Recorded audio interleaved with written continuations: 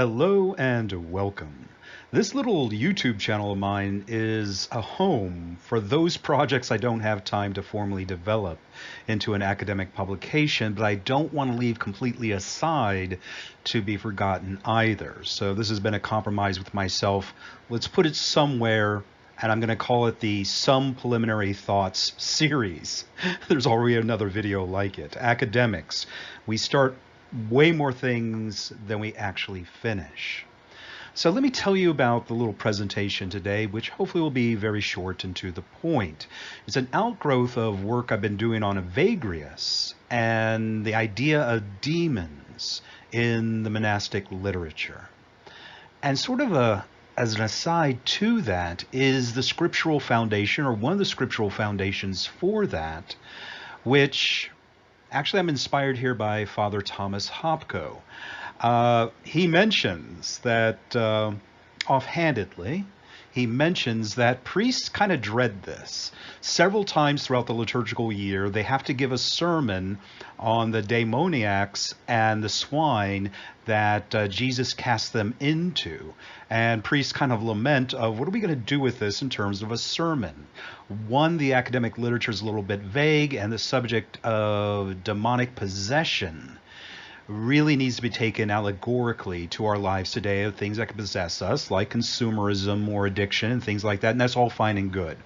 The one tangent that I wanted to run down is the idea of legion itself. As Father Thomas Hopko remarks, it's quite obviously, a reference to the Roman occupation of the land. But what is Jesus doing exactly to a demon who identifies itself as a legion, as a Roman legion? What is happening there? That's the specific topic here. Look up Father Hopko. You can find him, audio, video, etc., a blog online to get his fuller thoughts on these other issues. So the gospel narrative, or rather narratives, appear in Matthew, Mark, and Luke, with subtle details exclusive to them. I mean, non-academics, oh my God, if I could speak normally, right?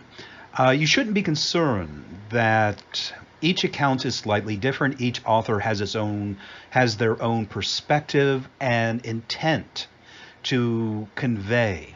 And so certain details are emphasized in some and the others. Though in Matthew's account, there are two demoniacs, and in Mark and Luke, you get the name Legion. What is that about? This is what I'm here to hopefully clarify. So bear with me. Let's go on to the next slide. So let's begin, as we should, with the New Testament, and I'm going to restrict myself here to Matthew's account.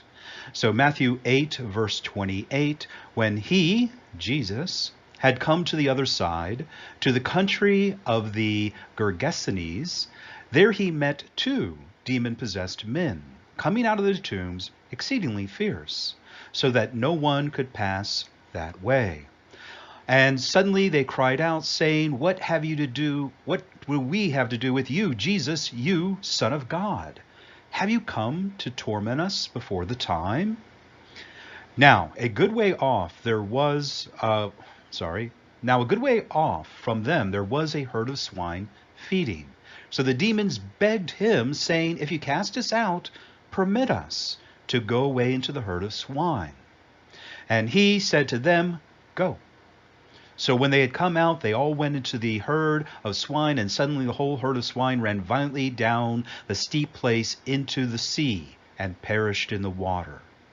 Then those who kept them fled, and they went away into the city and told everything, including what had happened to the demon-possessed men. So that is Matthew's account. Luke and Mark each have their own with little details, but overall the same. So there is so much going on here, and I don't want to be here for an hour recording this video, but I will note, obviously, it has something to do with eschatology, the word for the end of the world. Why are you tormenting us before the time, before Judgment Day? That's not what I'm going to talk about here. It's really about the name Legion. And in order to get to that, what is Jesus actually doing, especially to the first audience to encounter the Gospels, a mostly Jewish audience. They would have recognized certain things about the story that maybe perhaps modern readers don't recognize. In brief, and I'm about to talk about it on the next slide, what Jesus is doing is something particularly reserved to the high priest on Yom Kippur, which is taking the sins of people and putting that on a particular animal, in that case, the scapegoat, which is then imbued, invested, transferred the sins of the people, the unacknowledged sins. The priest calls down God, put the power in me, I put it on the goat, then they smack the goat on the butt, and it runs off into the wilderness to physically transport the sins away from the people. This is found in the book of Leviticus. So for a Jewish audience, they would see Jesus here in the role of the high priest, doing something to sins, transferring it to animals that are then sent off. In this case, sent off to destruction. So let's take a closer look at what the Jewish audience would have recognized about the actions of Jesus here with the scriptural mind of the book of Leviticus. This is on the next slide. So the book of Leviticus in the Torah of the Hebrew Bible explains to the people exactly what the priesthood does. And part of the context of Leviticus and the Torah in general is that Moses is working with the Israelites who had most recently been slaves to Pharaoh, which is to say not, I mean, how do I say this? A slave's not getting much education. They have very little cultural knowledge. They know they're children of Abraham, but they tended to be a very superstitious people. And so after the golden calf incident, another story, Moses and God tells Moses to build a tabernacle, and the tabernacle is going to be, the place for the focus of the people who had no customs, other than Egyptian customs. And part of the idea of the tabernacle is purity. The purer you are, the closer you're allowed to the Holy of Holies, where the Ark of the Covenant is, and where God sits on the mercy seat. And if only certain people are allowed to get that close, the high priest. Then there's the tent for the Levites. Then there's the outer courtyard. If you're good enough, you're allowed to go into the courtyard, offer sacrifices. If you're not quite good enough, you're in the outer courtyard and can listen to what's happening there. And if you're impure, you go to the edge of the encampment until you touched a body, you did some transgression, until the rabbi says you can come back. But if you're a complete sinner, you're sent off into the wilderness. So the wilderness is the place where the bad people go. And part of the rituals revolving around first the tabernacle and later the temple involved suspicion among the people of, what if my neighbor, I know they're up to something, and here they are at temple offering praise, and I know they're sinners. So Yom Kippur is the institution for the unacknowledged sins of the people, where they would be confessed by the high priest to God and then actually physically transferred to a physical animal the people could see. And then the people see the priest putting the hands on the goat to imbue it, to transfer the sins of the people as if it were a substance, a dirtiness, like the dirtiness of touching dead things, onto the goat, sent into the wilderness. And so the wilderness becomes the haunt of evil. Very conspicuously, after Jesus' baptism, he goes into the wilderness, and there he encounters the devil. So Leviticus sets up a lot of the psychological dynamics of sin and transferring to another. And it was done after the golden calf incident, where Moses turns his back, the people disobey. So we're the next aspect of this story, where specifically Leviticus is about goats. How do we get to swine? This is the subject of the next slide. To use understatement, The Israelites during the time of Moses were exceedingly superstitious, highly given over to idolatry, and very fanciful imagination. Here's an example of that to be found in Leviticus, a very explicit example, Leviticus 17, verse 7. They shall no more offer sacrifices to demons, after whom they played the harlot. This shall be a statute forever for them throughout their generations. This is, of course, the words of God of please stop doing this idolatry. But the idea of demons in the early Israelite imagination of a former enslaved people with very little education tended to be very superstitious. Because the word demon here in the Hebrew is synonymous with goats, and more literally with any hairy thing. For example, Esau, my brother is a very hairy man. And there's nothing wrong with the hair itself, but it becomes part of the idea of the goat, as we'll see, because you can actually see here on the concordance, one of the names that you could translate the Hebrew to is a satyr, which is a half goat, half human demon. Guess what? That's where this is heading toward. What appears to have happened is that, how do I explain this? I guess I'll use the academic terms, popular religion versus what actually is taught. Every religion has this problem. Many people believe things that are actually not in the official teachings of their church, synagogue, or whatever. It's superstition creeps in. And the idea of the satyr, the demonic goat, is one of those. What, in brief, is what happened to that goat that was sent into the wilderness contaminated by all the human sins and impurities? Well, it continued to exist, but transformed by human sin into an abomination. This is described on the next slide. And so we arrive at this slide, and I want you to look at the center of the slide first, where translators of the Bible struggle with rendering in English what they find in the Hebrew, in Isaiah. So the New King James Version, which is the basis for the Orthodox Study Bible, translates verse 21 here. But the wild beasts of the desert will lie there, and their houses will be full of owls.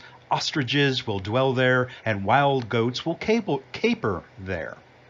Okay, fine, all about animals and a desert just existing. But the Revised Standard Version actually working with the Hebrew text here, because the word goat can be translated as satyr. So Revised Standard Version here. But the wild beast will lie down there, and his houses will be full of howling creatures. Notice not an owl, but something more threatening. There ostriches will dwell, and the satyrs will dance. So, the satyr.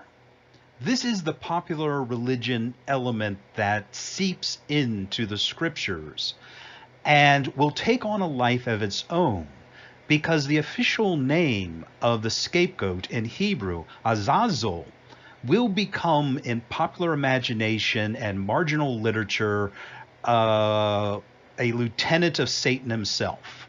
So in Jewish legends, a demon or evil spirit whom in the ancient rite of Yom Kippur, a scapegoat was sent bearing the sins of the Jewish people, Azazel came to be viewed as a fallen angel responsible for introducing humans to forbidden knowledge, as described in the book of Enoch. Now, the Enoch book is not in your Bible unless you have an Ethiopian Bible or an Eritrean Bible, so non-canonical.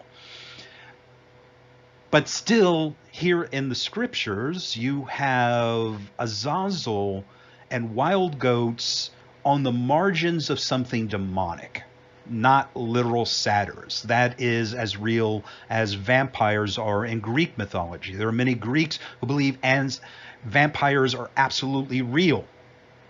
The church says no, but the people so fear them, the church will have a reading, have a trisagion over the grave of the deceased in case you're worried, because your superstition is more dangerous than anything else.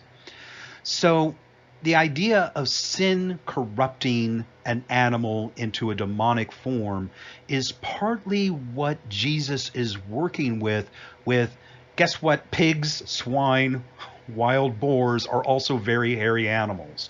They're not the pink skin things you see in Disney. They're equally as hairy, and they're non-kosher. And that brings us to the idea of legion. So let's get to that.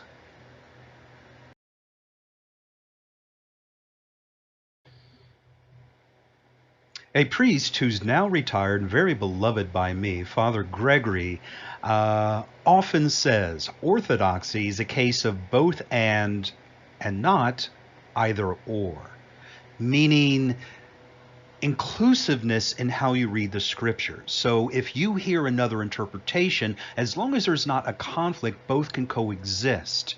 So the scriptures are so rich and ripe that they serve as the basis for interpretation. It's not free reigning. You got to be anchored in tradition. You got to be anchored in the scriptures themselves.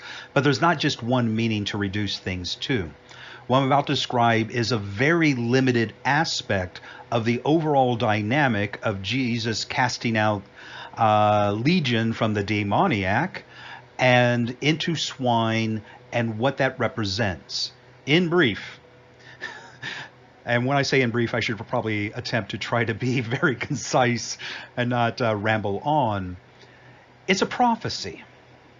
So legion, the Roman legions, were a terror to the Jewish people and to the early church until Emperor Constantine replaces pagan Rome with the Byzantine Empire. So in brief, Jesus is foreshadowing the casting out of the evil aspects of Rome for it to become cleansed. So Byzantine will exist in the world. And casting out the sins requires, according to the laws of Leviticus, a sacrificial animal, or in this case animals, because there's a lot more than one demon. They're in fact called legion, requires a whole herd of appropriate animals. Well, Rome isn't Jewish, so it's going to be a very non-kosher animal, the swine itself. So part of the historical prophecy aspect of what Jesus is doing is one, high priest, which is something remarkable to a Jewish audience of Jesus has this power. And Matthew, very much an apostle to the Hebrews, is hoping the audience gets it by having two demoniacs because there's two goats in the scapegoat ritual. So Rome will be transformed in time, its demons cast out, and become home to the Holy Spirit in the church, Constantinople, and in the icon representation of the emperor themselves and all that good stuff. Is there more going on here? Oh my, yes. But I wanted to just put this out here, one, before I go back to my proper work that has a deadline, needs to be published, and I don't want it to sit in a file, so I decided to make a YouTube video and let it go forth in the world, because as Father Hopko says, priests struggle, because these gospel readings come up a number of times throughout the liturgical year, and you got to say something about it. If it falls into the hands of a priest, the connection of the prophecy of the conversion of Rome into Holy Byzantium is part of that story too. And with that, I'll finally be quiet. Thank you.